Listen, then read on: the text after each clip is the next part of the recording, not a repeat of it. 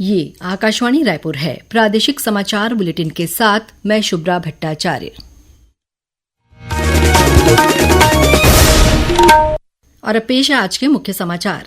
प्रधानमंत्री नरेंद्र मोदी ने आज मुंबई में पहले वर्ल्ड ऑडियो विजुअल एंटरटेनमेंट सम्मेलन वेव्स का उद्घाटन किया। भारतीय जनता पार्टी के वक्फ सुधार जनजागरण अभियान के तहत आज रायपुर में कार्यशाला और व्याख्यानमाला आयोजित की गई। केंद्रीय मंत्री डॉ जितेंद्र सिंह ने कहा कि वक्फ संशोधन अधिनियम वंचित मुस्लिम समुदाय के हित में है। अंतर्राष्ट्रीय श्रमिक दिवस पर प्रदेश में विविध कार्यक्रम आयोजित कर श्रमिकों का सम्मान किया गया और उन्हें श्रम कानूनों तथा अधिकारों के बारे में जानकारी दी गई। और रायपुर, राजनांदगांव, दुर्ग और बिलासपुर सहित राज्य के कई स्थानों में दोपहर बाद तेज अंधड़ चला। संपत्तियों को पहुंचा नुकसान, कई पेड़ और होर्डिंग्स गिरे, बिजली आपूर्ति हुई प्रभावित। अब समाचार विस्तार से। प्रधानमंत्री नरेंद्र मोदी ने आज मुंबई के जियो वर्ल्ड कन्वेंशन सेंटर में पहले वर्ल्ड ऑडियो विजुअल एंटरटेनमेंट सम्मेलन वेव्स का उद्घाटन किया। इस अवसर पर प्रधानमंत्री ने कहा कि ये वैश्विक मंच है जो कलाकारों और रचनाकारों के नए विचारों को बढ़ावा देगा। वेव्स बाजार पहल की सराहना करते हुए प्रधानमंत्री ने कहा कि ये नव उन्मेषकों और रचनाकारों को प्रोत्साहित करेगी।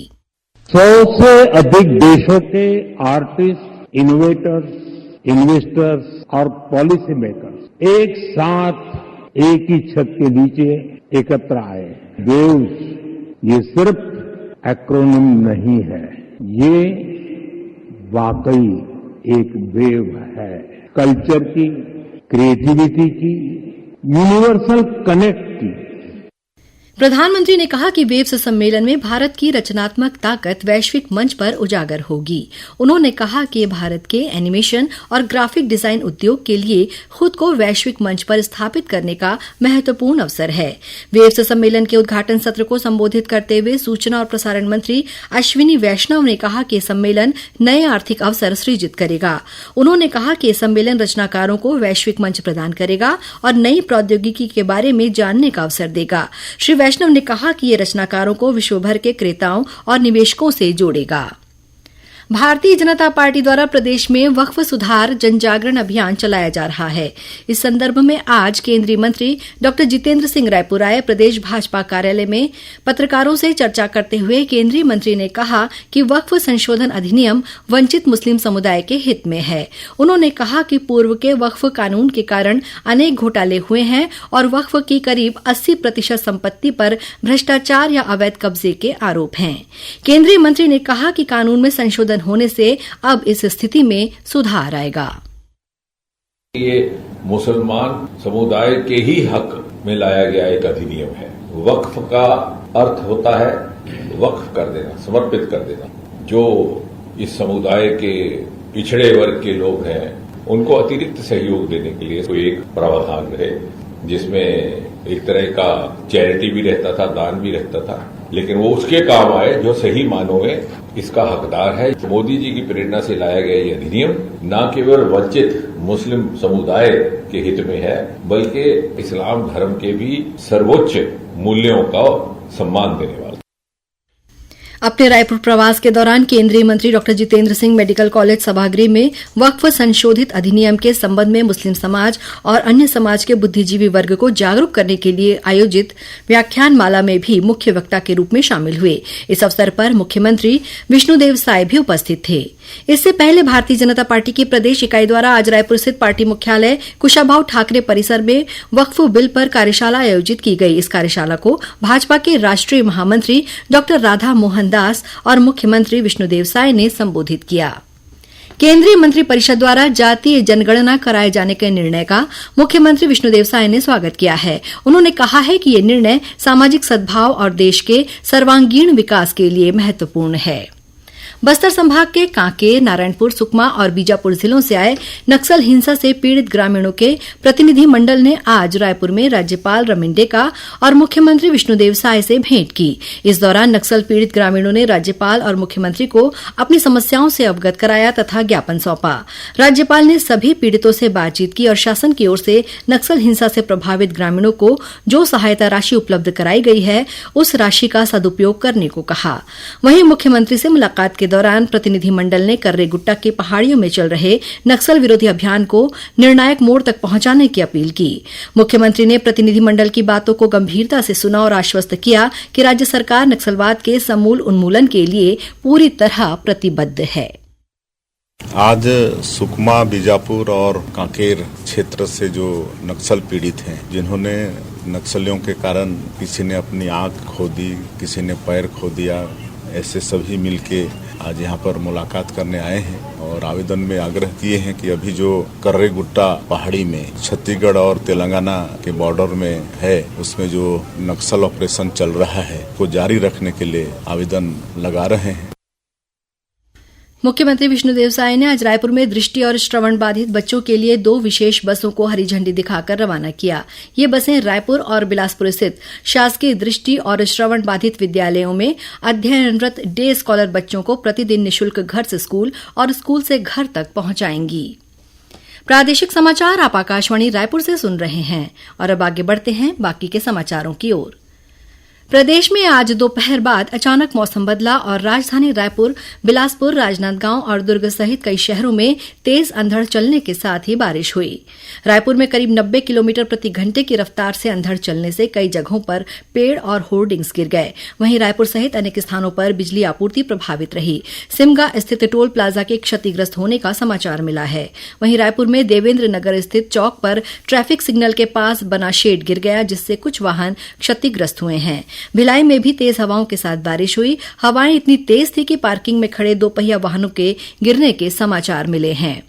अन्य स्थानों में भी बड़ी संख्या में पेड़ों के गिरने के साथ ही संपत्तियों को नुकसान पहुंचने की खबर है। मौसम विज्ञानी एचपी चंद्रा ने बताया कि आगामी 24 घंटों के दौरान रायपुर, दुर्ग और बिलासपुर संभाग के 1-2 स्थानों पर गरज चमक के साथ अंधड़ चलने, आकाशीय बिजली गिरने और ओलावृष्टि होने की संभावना है। एक पश्चिमी विक्षोभ आ रहा है, जिसके प्रभाव से बंगाल की खाड़ी से प्रचुर मात्रा में नमी आ रहा है, जिसके कारण प्रदेश में मुख्य रूप से दुर्ग संभाग, रायपुर संभाग, बिलासपुर संभाग और सरगुजा संभाग के कुछ जिले प्रभावित हैं। यहाँ पर प्रबल हवा चला है, अंधड़ चले हैं और वज्रपात हुआ है। रायपुर के माना में 70 किलोमीटर प्रति घंटे से अधिक की गति माप की गई। इससे काफी नुकसान होने की संभावना बनी है। मौसम विभाग के अनुसार मौसम में आए बदलाव से तापमान में गिरावट दर्ज की गई है। छत्तीसगढ़ और झारखंड की सीमा पर स्थित ग्राम पंचायत ओरसापाट में बीती रात माओवादियों ने सड़क निर्माण कंपनी में कार्यरत मुंशी की गोली मारकर हत्या कर दी है। इसके अलावा 2 वाहनों को आग के हवाले कर दिया। घटना की सूचना मिलते ही आज सुबह दोनों राज्यों की पुलिस मौके पर पहुंची और जांच शुरू की। बिलासपुर स्थित गुरु घासीदास केंद्रीय विश्वविद्यालय में आयोजित एनएसएस कैंप के दौरान कथित रूप से जबरन नमाज पढ़ाने के आरोप में पुलिस ने तत्कालीन एनएसएस प्रभारी प्रोफेसर दिलीप झा को गिरफ्तार कर लिया है। वहीं 8 अन्य कार्यक्रम अधिकारियों के खिलाफ भी एफआईआर दर्ज की गई है। कोटा पुलिस ने दिलीप झा को हिरासत में लेकर पूछताछ शुरू कर दी है। गौरतलब है कि कोटा क्षेत्र के ग्राम शिवतराई में 1 महीने पहले 7 दिवसीय एनएसएस शिविर का आयोजन किया गया था। एंटी करप्शन ब्यूरो अंबिकापुर की टीम ने आज 2 अलग अलग मामलों में स्वास्थ्य विभाग के लेखापाल और संगठक तथा एक पटवारी को रिश्वत लेते रंगे हाथों गिरफ्तार किया है। मिली जानकारी के अनुसार सरगुजा में स्वास्थ्य विभाग के लेखापाल और संगठक को यात्रा भत्ता देयक भुगतान के बदले 10,000 रुपए की रिश्वत लेने के आरोप में गिरफ्तार किया गया है। वहीं सूरजपुर जिले के डुमरिया हल्का के पटवारी को एक किसान से 20,000 रुपए की रिश्वत लेते पकड़ा गया। छत्तीसगढ़ उच्च न्यायालय ने स्कूल शिक्षा विभाग द्वारा व्याख्याता से प्राचार्य के पद पर की गई पदोन्नति पर रोक लगा दी है। न्यायालय ने स्कूल शिक्षा विभाग के फैसले पर नाराजगी जताते हुए अवमानना का नोटिस भी जारी कर दिया है। अब इस मामले में अगली सुनवाई 7 मई को होगी। आज अंतर्राष्ट्रीय श्रमिक दिवस है। श्रमिक आंदोलनों और विभिन्न देशों की अर्थव्यवस्था में कामगारों के योगदान को रेखांकित करने के लिए प्रत्येक वर्ष 1 मई को श्रमिक दिवस मनाया जाता है। श्रमिक दिवस पर आज राजधानी रायपुर सहित प्रदेश में भी विभिन्न कार्यक्रम आयोजित कर श्रमिकों का सम्मान किया गया तथा श्रमिकों को श्रम कानूनों के बारे में जानकारी दी गई। राज्य सरकार ने भारतीय प्रशासनिक सेवा के 4 अधिकारियों के प्रभार में फेरबदल किया है। 2003 बैच की आईएएस अधिकारी रीना बाबा साहेब कंगाले को खाद्य सचिव की जिम्मेदारी सौंपी गई है। वहीं आईएएस एस प्रकाश को संसदीय विभाग के सचिव का अतिरिक्त प्रभार दिया गया है। इसी तरह यशवंत कुमार को मुख्य निर्वाचन पदाधिकारी बनाया गया है, जबकि श्याम धावड़े को खादी तथा हथकरघा विभाग का अतिरिक्त प्रभार दिया गया है। कबीरधाम जिले में आपराधिक गतिविधियों पर अंकुश लगाने तथा कानून व्यवस्था को सुदृढ़ बनाने के उद्देश्य से कल कॉम्बिंग गश्त अभियान चलाया गया। इस दौरान पुलिस की टीम ने घर घर दस्तक देकर किराएदारों, बाहरी व्यक्तियों और बिना पहचान के रह रहे लोगों की जांच पड़ताल की। जिले के पुलिस अधीक्षक धर्मेंद्र सिंह ने बताया कि अभियान के दौरान 40 से अधिक संदिग्ध व्यक्तियों की पहचान की गई जो बिना किसी वैध दस्तावेज के रह रहे थे। अंत में मुख्य समाचार एक बार फिर। प्रधानमंत्री नरेंद्र मोदी ने आज मुंबई में पहले वर्ल्ड ऑडियो विजुअल एंटरटेनमेंट सम्मेलन वेव्स का उद्घाटन किया। भारतीय जनता पार्टी के वक्फ सुधार जनजागरण अभियान के तहत आज रायपुर में कार्यशाला और व्याख्यान माला आयोजित की गई। केंद्रीय मंत्री डॉ जितेंद्र सिंह ने कहा कि वक्फ संशोधन अधिनियम वंचित मुस्लिम समुदाय के हित में है। अंतर्राष्ट्रीय श्रमिक दिवस पर प्रदेश में विविध कार्यक्रम आयोजित कर श्रमिकों का सम्मान किया गया और उन्हें श्रम कानूनों तथा अधिकारों के बारे में जानकारी दी गई। और रायपुर, राजनांदगांव, दुर्ग और बिलासपुर सहित राज्य के कई स्थानों में दोपहर बाद तेज अंधड़ चला, संपत्तियों को पहुंचा नुकसान, कई पेड़ और होर्डिंग्स गिरे, बिजली आपूर्ति हुई प्रभावित। इसी के साथ प्रादेशिक समाचार बुलेटिन समाप्त हुआ। नमस्कार।